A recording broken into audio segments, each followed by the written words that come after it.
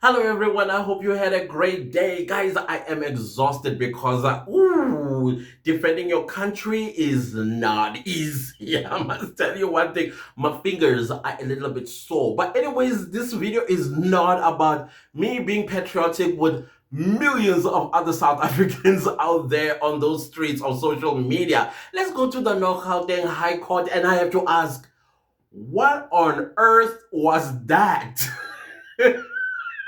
But then again, we did predict this on yesterday's live, guys, that I don't think, or we didn't think as the client, that we are going to hear anything different. All we are going to be hearing is lies, lies, lies, lies, lies, and additionals of lies, lies, lies, lies, lies. But before that, the court, when it started off without Mr. Steyn being in court. Apparently, his flight was delayed from, I think it's from the Eastern Cape or something like that.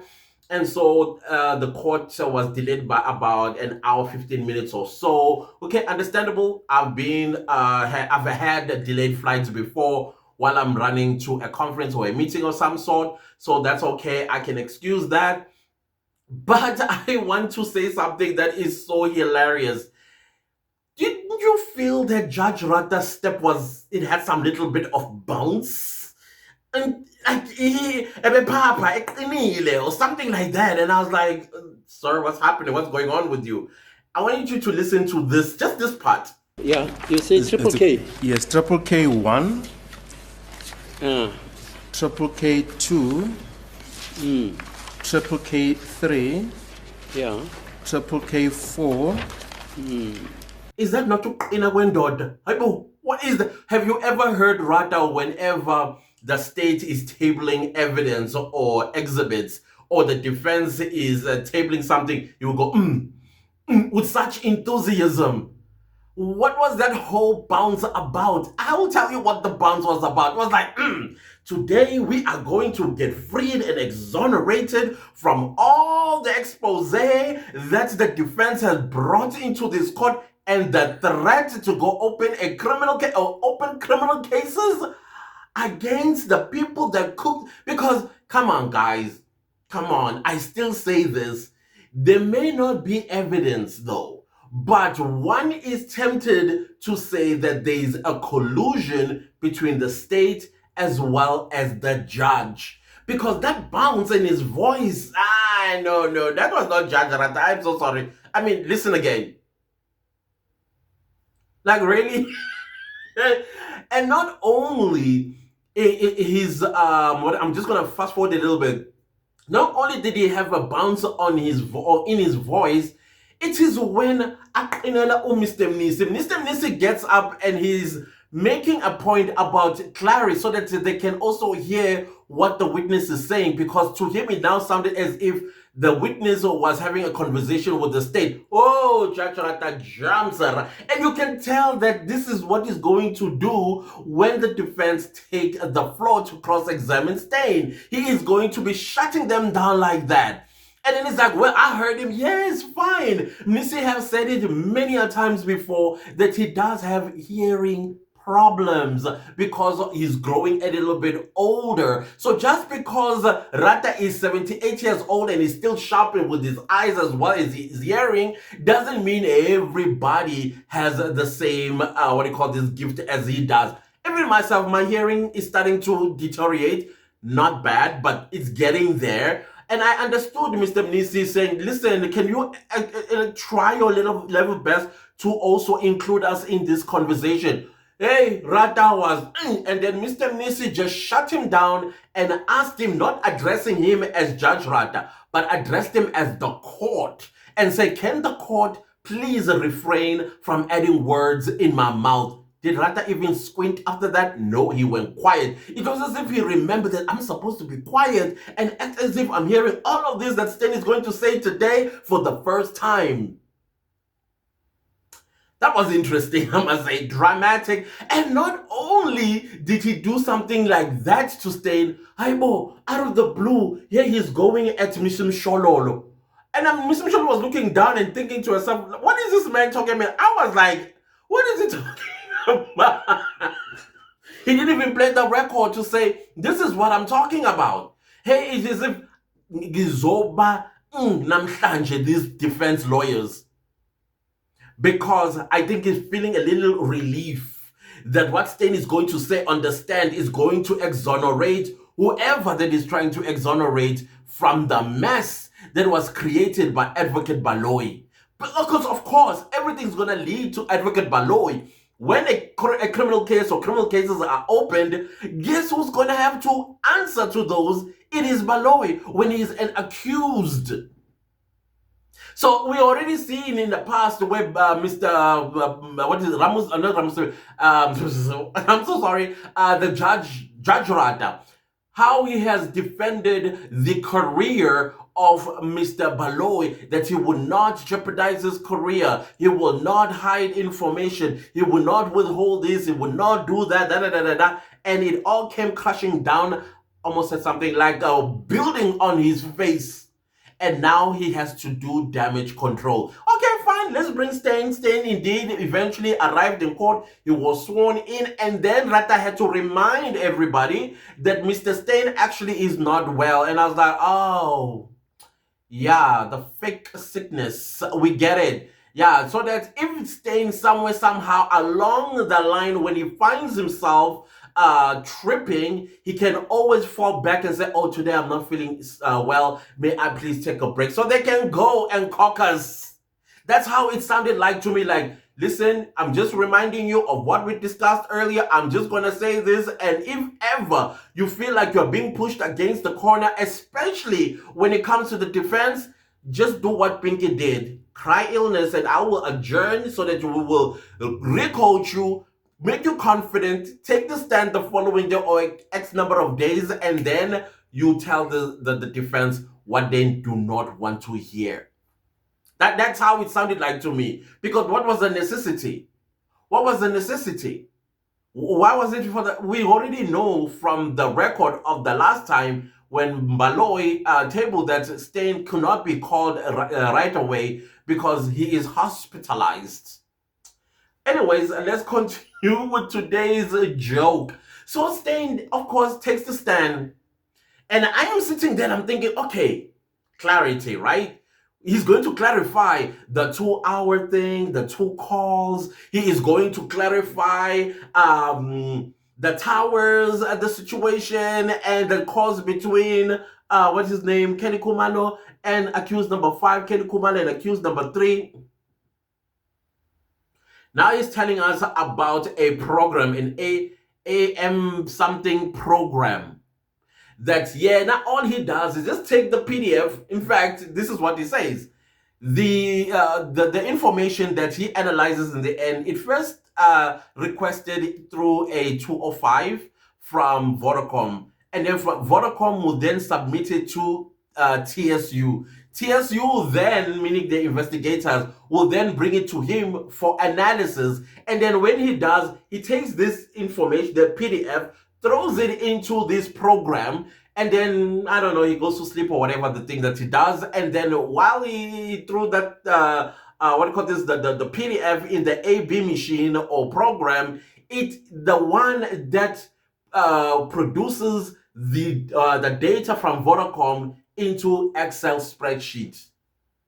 And so in a situation like that, the dates will kind of be like this. Information will not align the way it's supposed to. And he speaks about those 2 calls, about the 2 hours that needs to be added, that in the Vodacom will have the true time or the real time of a call, of an SMS, and all this other stuff that we do with our phones, while the what do you call this, the AB, is it AM, that program will not exactly do that. It will add 2 hours on.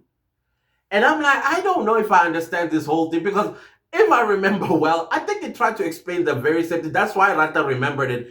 And I don't understand how Rata this time around he's not baffled still, because I'm baffled. I am very baffled. But when you think about it, we had a DNA expert that came and delivered his evidence in court that Judge Rata to this day is disputing the results. He has his own results which are in his judgment already, that this was not because it's inconclusive, because there's no such a thing as inconclusive results in DNA in South Africa, but he's going to be using that word, and then the court will decide on its own that that hat did belong to one of the 5 accused. That is his judgment.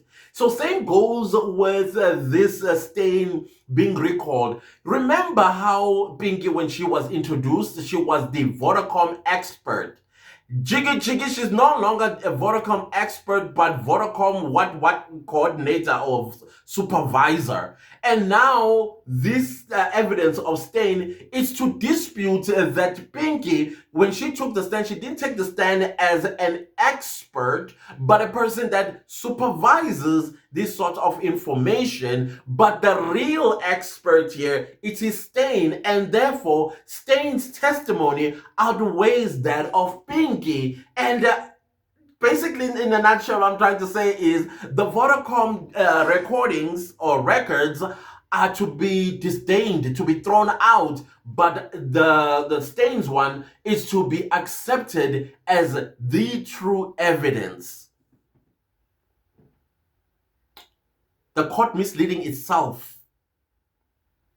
The court allowed itself to be misled by Stain because they want to kick out the word expert on Pinky's title.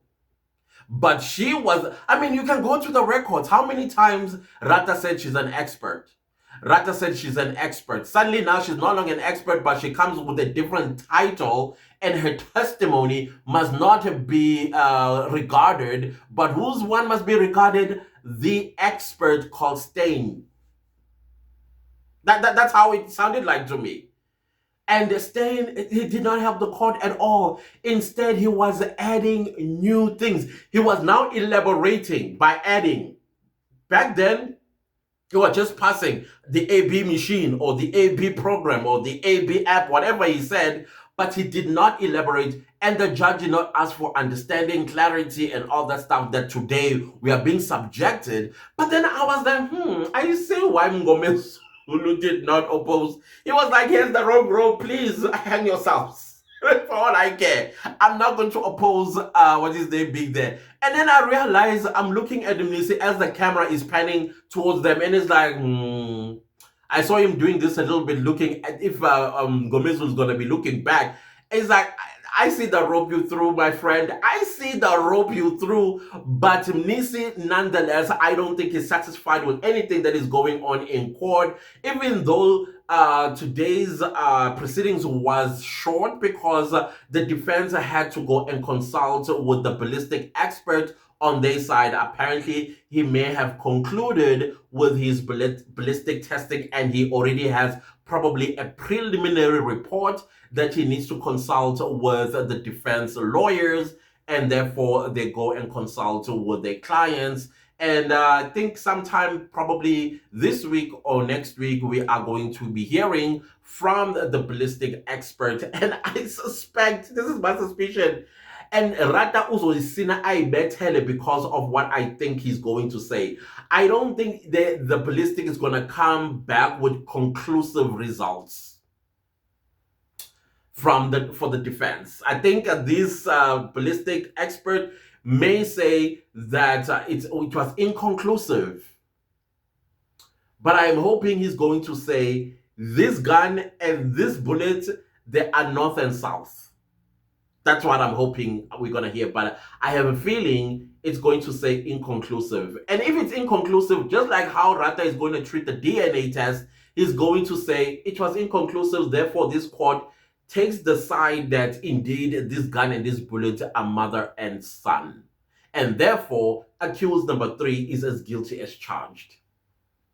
That is what I'm thinking it's going to happen, unfortunately. So other than that, guys, everything else just sounded like gibberish to me. It's like, okay, I'm really trying my level best here to understand what he's saying, but he was not making any sense. At first, I thought when Stain took the stand and he said that the state gave him a laptop that was old and outdated, as well as the Windows outdated, he had to buy his own computer and Windows. so that he can be at least on par with the modern day technology and stuff like that. And I was like, oh my god. And then I think he said something about some data is lost, but he has enough to testify in court today. And I was like, oh no. Oh no! There's some point where I think he's going to use that with the defense, where he says, "Oh, that file was what was lost when I was downloading new information onto my new computer." Which I'm wondering, is that by law that a government worker buys their own equipment as well as program, not by the state? And why is the state giving people old stuff? I'm asking a stupid question because every one of these things there's a tender involved. And you know, with the comrades who actually take on these tenders, what they tend to do with the money. So I'm asking a stupid question. I withdraw. I withdraw that question unconditionally. But what I'm trying to say here, guys, you can see my eyes are kind of like shutting. Hey, I slept at 4 this morning defending this country. Just because we have a Miss South Africa, we've always had Miss South Africas of different races. The world is only discovering South Africa now, and then as they are discovering us, anyways, so I'm sorry guys for mixing issues. It's just that I'm trying to also wipe out the embarrassment that I watched in that courtroom this morning. It was embarrassing for Rada.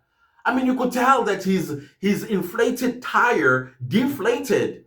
He was like, towards the end. I mean, of course, Mr. Baloy, with his frivolous questions, I must say, was leading towards staying just telling lies. And I think Rata is satisfied with those lies. And Nisi can do whatever he wants. And I think Mr. Nisi must push ahead by opening a case against the state. Open this case against the state. The state will tell who did what to them. So as a reason that they brought this to the court. That's it, Mr. Nisi. Go for it. This case is a total fabrication. A complete fabrication. So we will continue watching. Hopefully tomorrow they're going to be speaking the type of English that we understand.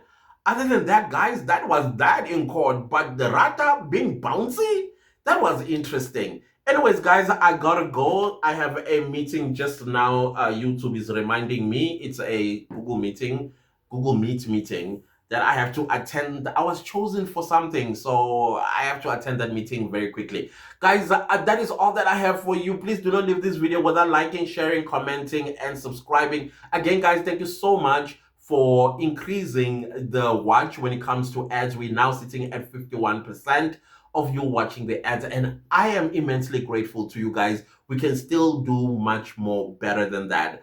I highly appreciate you all, and I appreciate those of you that are also super thanking the channel. I do see you. May you be blessed abundantly. Thank you all so much. See you next time with a new video.